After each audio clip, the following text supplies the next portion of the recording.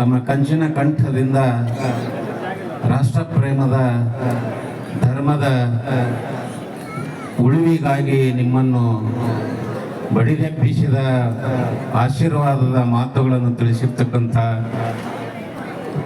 ಆತ್ಮೀಯ ಮಾಷಾಳದ ಶಟಸ್ರ ಮರುಳಸಿದ್ದ ಶಿವಾಚಾರ್ಯ ಮಾಸುಂಡಿದವರ ವಂದನೆಗಳನ್ನು ಸಲ್ಲಿಸಿ ಇವತ್ತಿನ ಮುಖ್ಯ ಉಪನ್ಯಾಸಕರಾಗಿ ಈ ಪಟ್ಟಣಕ್ಕೆ ಆಗಮಿಸಿದ ವೇದಿಕೆ ಮೇಲೆ ಆಸೀನರಾದ ಕುಮಾರಿ ಹಾರಿಕಾ ಮಂಜುಳವರಲ್ಲಿ ಕೂಡ ಅಭಿನಂದನೆಗಳನ್ನು ಸಲ್ಲಿಸಿ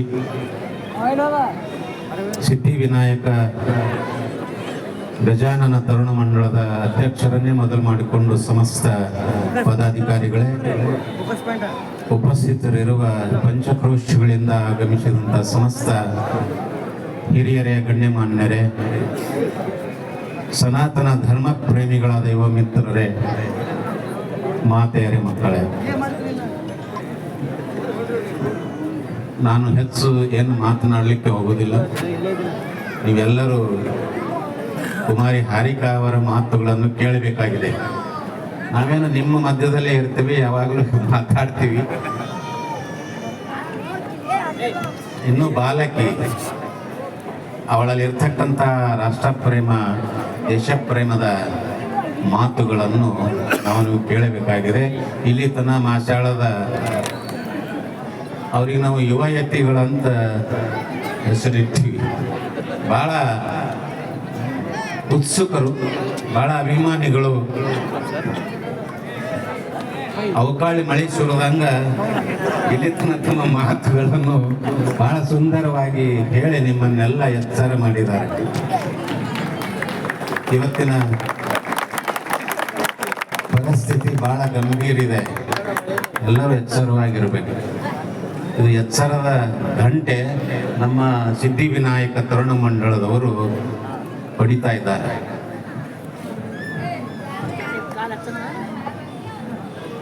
ಭಗವದ್ಗೀತೆಯಲ್ಲಿ ಒಂದು ಮಾತನ್ನು ಹೇಳ್ತಾರೆ, ಸ್ವಧರ್ಮೇ ನಿಧನ ಶ್ರೇಯಂ ಪರಧರ್ಮೋ ಭಯಾವಹ. ನೀವು ನಿಮ್ಮ ಧರ್ಮದಲ್ಲಿ ಯಾವ್ಯಾವ ಧರ್ಮದಲ್ಲಿ ಹುಟ್ಟಿರಿ ಆ ಧರ್ಮ ಎಲ್ಲಕ್ಕಿಂತಲೂ ಶ್ರೇಷ್ಠದ. ಆದರೆ ಮತ್ತೊಬ್ಬರ ಧರ್ಮವನ್ನು ನಿಂದೆ ಟೀಕೆ ಮಾಡುವುದಕ್ಕಿಂತ ಪರಧರ್ಮೋ ಭಯಾವಹ, ಮತ್ತೊಬ್ಬ ಧರ್ಮದ ಗೌರವವನ್ನು ನೀವು ಮಾಡ್ರಿ, ನಿಮ್ಮ ಧರ್ಮದಲ್ಲಿ ನೀವು ಸಾಯಿರಿ ಅಂತಕ್ಕಂಥ ಮಾತುಗಳನ್ನು ಭಗವದ್ಗೀತೆಯಲ್ಲಿ ಹೇಳ್ತಾರೆ. ಅಂಥ ಪ್ರಸಂಗ ಇವತ್ತು ನಿಮ್ಮೆಲ್ಲರಲ್ಲಿ ಬಂದಿದೆ. ಎಚ್ಚರವಾಗಬೇಕಾಗಿದೆ. ನಾವು ಅಜ್ಞಾನದ ನಿದ್ದೆಯಲ್ಲಿದ್ದೇವೆ. ಇವತ್ತ ಒಬ್ಬ ಸಶಕ್ತ ರಾಷ್ಟ್ರ ಸುಜಲಾಂ ಸುಫಲಂ ಆಗ್ಬೇಕಾಗಿದ್ರ ಸ್ವಾಮಿ ವಿವೇಕಾನಂದರು ಒಂದು ಮಾತನ್ನು ಹೇಳಿದರು. ಓ ನವ ಯುವಕದ, ನವ ಭಾರತದ ನವ ಯುವಕನೇ, ಎದ್ದೇಳು ಎದ್ದೇಳು, ಸುರಿಸು ನಿನ್ನ ಬಿಸಿ ರಕ್ತವನ್ನು ಭಾರತ ಮಾತೆಯಲ್ಲಿ ಧರ್ಮ ಸಂಸ್ಥಾಪನೆಗಾಗಿ, ಧರ್ಮ ರಕ್ಷಣೆಗಾಗಿ. ಅಂಥ ಪ್ರಸಂಗ ನಮ್ಮೆಲ್ಲ ಯುವಕರಲ್ಲಿ ಬರ್ತಾ ಇದೆ.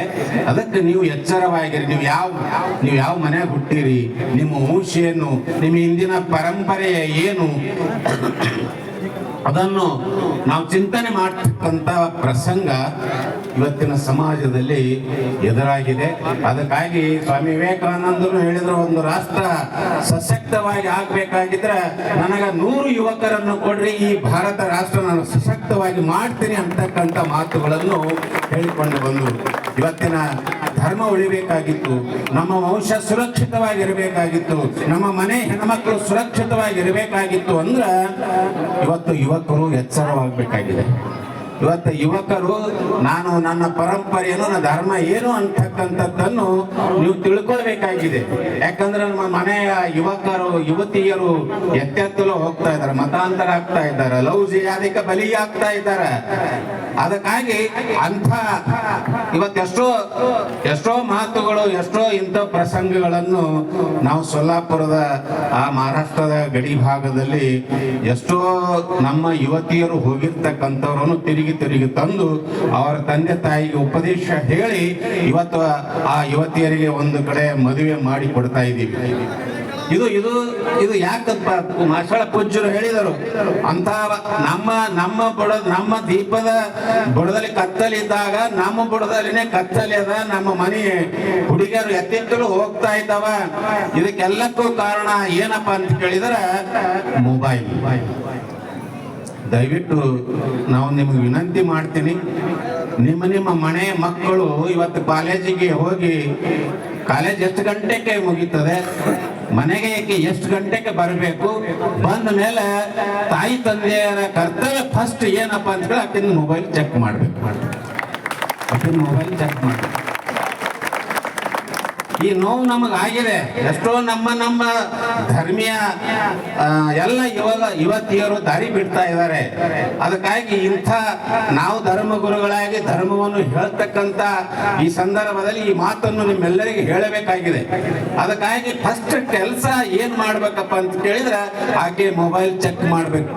ಯಾರ ಜೊತೆ ಮಾತಾಡಿದಾಳೆ, ಎಷ್ಟು ಗಂಟೆಗೆ ಕ್ಲಾಸ್ ಬಿಟ್ಟಿದೆ, ಎಷ್ಟು ಗಂಟೆಗೆ ಮನೆಗೆ ಬಂದಾಳೆ, ಇದನ್ನು ದಿನಂಪ್ರತಿ ಅವರಿಗೆ ಹ್ಯಾಂಗ ಮಕ್ಕಳಿಗೆ ಹೋಮ್ವರ್ಕ್ ಟೀಚರ್ ಕೊಟ್ಟ ಹಾಗೆ ಮನೆಗೆ ಹೋಮ್ವರ್ಕ್ ಮಾಡ್ಯಾರ ಇಲ್ಲ ಅಂತ ನೋಡ್ತಿರ್ತೀರಿ ಮಕ್ಕಳಿಗೆ. ಹಂಗ ಯುವತಿಯರಿಗೂ ಕೂಡ ನೀವು ಅವ್ರ ಬಗ್ಗೆ ಬಹಳ ಜಾಗೃತವಾಗಿ, ಇದು ಕರ್ತವ್ಯ, ಪಾಲಕರ ಕರ್ತವ್ಯ. ಅದಕ್ಕಾಗಿ ದಯವಿಟ್ಟು ತಾಯಂದಿರು ಆ ಮಾತುಗಳನ್ನು ನೀವು ನೆನಪಲ್ಲಿ ಅಪ್ಪರು ಹಿಂಗ್ಯಾಕೆ ಮಾತಾಡ್ಲಕತ್ತಾರಂತ ನಿಮಗೆ ಅನ್ಸಿರ್ಬೋದು. ಎಷ್ಟೋ ಕುಟುಂಬಗಳಲ್ಲಿ ನಿಮ್ಮ ಮನೆಯಲ್ಲಿನೇ ಸಮಸ್ಯೆ ಅದಾವ, ಇಲ್ಲ ಅಂತಿಲ್ಲ. ಅದಕ್ಕಾಗಿ ಆ ಸಮಸ್ಯೆ ಆಗಬಾರ್ದು. ಯಾಕೆ ಆಗ್ಲಿಕ್ಕತ್ತದ ಅಂತ ಕೇಳಿದ್ರೆ ಸಂಸ್ಕಾರ ಬಹಳ ಕೊರತೆ ಅದ, ಸಂಸ್ಕಾರದಿಂದ ಬಹಳ ದೂರ ಅದೀವಿ. ಅದಕ್ಕಾಗಿ ಹಿಂದೂ ರಾಷ್ಟ್ರವಾಗಿ ಉಳಿಬೇಕಾಗಿತ್ತು ಅಂದ್ರೆ ಯುವಕರು ಯುವತಿಯರು ಎಚ್ಚರವಾಗಿರಬೇಕು. ಅಂತ ಪ್ರಸಂಗ ನಿಮ್ಮ ಯುವಕರಲ್ಲಿ ಯುವತಿಯರಲ್ಲಿ ಬಂದಾಗ ಅವರಿಗೆ ಪಾಠ ಹೇಳ್ತಕ್ಕಂಥ ಒಂದು ಸದ್ಬುದ್ಧಿ ನಿಮ್ಮಲ್ಲಿ ಬರಬೇಕು. ಅಂದಾಗೆ ನಮ್ಮ ರಾಷ್ಟ್ರ, ನಮ್ಮ ಹಿಂದೂ ಸನಾತನ ಧರ್ಮವಾಗಿ ಉಳಿತದೆ. ನಾವೆಲ್ಲರೂ ಸುರಕ್ಷಿತವಾಗಿ ಇರ್ಲಿಕ್ಕೆ ಸಾಧ್ಯದ ಅಂತಕ್ಕಂಥ ಮಾತುಗಳನ್ನು ನಿಮಗೆ ತಿಳಿಸ್ತಾ, ಯಾಕಂದ್ರೆ ಇತ್ತಿತ್ತಲಾಗಿ ಧರ್ಮದ ಬಗ್ಗೆ ಅವಹೇಳನದ ಮಾತುಗಳು ಕೇಳ್ತಾ ಇದೀವಿ, ಎಲ್ಲೆಲ್ಲೋ ಟೀಕೆ ಟಿಪ್ಪಣಿ ಕೇಳ್ತೀವಿ, ಯಾವ್ದಾದ್ರು ಮಠಗಳ ಮೇಲೆ ಅಟ್ಯಾಕ್ ಆಗ್ತಾ ಪ್ರಸಂಗಗಳು ನೋಡ್ತಾ ಇದ್ದೀವಿ. ಇಂಥ ಪರಿಸ್ಥಿತಿಯಲ್ಲಿನೂ ಕೂಡ ನಾವು ಎಡುತ್ತಾ ಇದ್ದೀವಪ್ಪ ಅಂತ ಕೇಳಿದ್ರೆ ಇಲೆಕ್ಷನ್ದಲ್ಲಿ ಎಡುತ್ತಾ ಇದ್ದೀವಿ.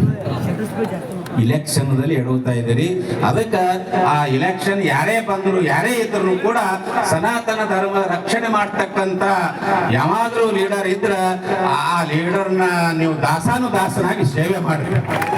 ನೀವು ಪಕ್ಷ ಭೇದ, ಜಾತಿ ಭೇದ, ಧರ್ಮದ ಭೇದ ಎಲ್ಲವನ್ನು ಬದಿಗಿಟ್ಟು ರಾಷ್ಟ್ರ ರಕ್ಷಣೆಗಾಗಿ ನೀವು ಅಂತ ಪ್ರಸಂಗದಲ್ಲಿ ಗಟ್ಟಿಯಾಗಿ ನೀವು ಯುವಕರು ಎಲ್ಲ ಅದು ಇರ್ರಿ ಅಂತ ಕೆಲಸ ಮಾಡ್ರಿ ಅಂತಕ್ಕಂಥ ಮಾತುಗಳನ್ನು ಇಂದಿನ ಈ ಮಾತಿನಲ್ಲಿ ತಿಳಿಸ್ತಾ, ಯಾಕಂದ್ರೆ ಅದು ಯುವಕರು ಸಶಕ್ತರಾಗಬೇಕಾಗಿತ್ತಂದ್ರೆ 3 ಕ್ರಿಯೆಗಳು ಅವರಲ್ಲಿ ಗಟ್ಟಿಯಾಗಿರ್ಬೇಕು. ಒಂದು ಇಚ್ಛಾಶಕ್ತಿ, ಒಂದು ಕ್ರಿಯಾಶಕ್ತಿ, ಒಂದು ಜ್ಞಾನ ಶಕ್ತಿ. ಇವು 3 ಶಕ್ತಿಗಳು ಯುವಕರಲ್ಲಿ ಸಶಕ್ತರಿದ್ದಾಗ ನಮ್ಮ ರಾಷ್ಟ್ರವಾಗಿ ಉಳಿತ ನಮ್ಮ ರಾಷ್ಟ್ರ ಸುಜಲಂ ಸುಫಲಂ ಆಗುವುದರಲ್ಲಿ ಯಾವ ಸಂದೇಹ ಇಲ್ಲ ಅಂತಕ್ಕಂಥ ಮಾತುಗಳನ್ನು ತಿಳಿಸ್ತಾ, ಇವತ್ತಿನ ಈ ಸಹಸ್ರ ಸಂಖ್ಯೆಯಲ್ಲಿ ನೆದರಿರ್ತಕ್ಕಂಥ ತಾಯಂದಿರು, ನೀವೆಲ್ಲ ಹಿರಿಯರು, ನೀವೆಲ್ಲ ಮಕ್ಕಳು, ಯುವಕರು, ಯುವತಿಯರು, ಇದರ ಬಗ್ಗೆ ನೀವು ಜಾಗೃತ ವಿಚಾರಗಳನ್ನು ಚಿಂತನೆಯನ್ನು ಮಾಡಿ ನಮ್ಮ ಧರ್ಮ ರಾಷ್ಟ್ರ ಉಳಿಯುವ ಸಲುವಾಗಿ ನಾವು ಸಾಕಷ್ಟು ಸದಾಕಾಲ ಪರಿಶ್ರಮಿಸೋಣ ಅಂತ ಸದ್ಬುದ್ಧಿ ಜಗದಾದಿ ಪಂಚ ಆಚಾರ್ಯರು ವಿಘ್ನೇಶ್ವರನು ನಿಮ್ಮೆಲ್ಲರಿಗೂ ಕೊಟ್ಟು ಕಾಪಾಡಲಿ ಅಂತ ಶುಭವನ್ನು ಹಾರೈಸ್ತಾ ಕನ್ನಡ ಮಾತುಗಳಿಗೆ ಮುಗಿಸ್ತಾ ಇದ್ದೀನಿ. ಬೋಲೋ ಭಾರತ್ ಮಾತಾ ಕಿ, ಬೋಲೋ ಭಾರತ್ ಮಾತಾ ಕಿ, ವಂದೇ ವಂದೇ ಶುಭಂ.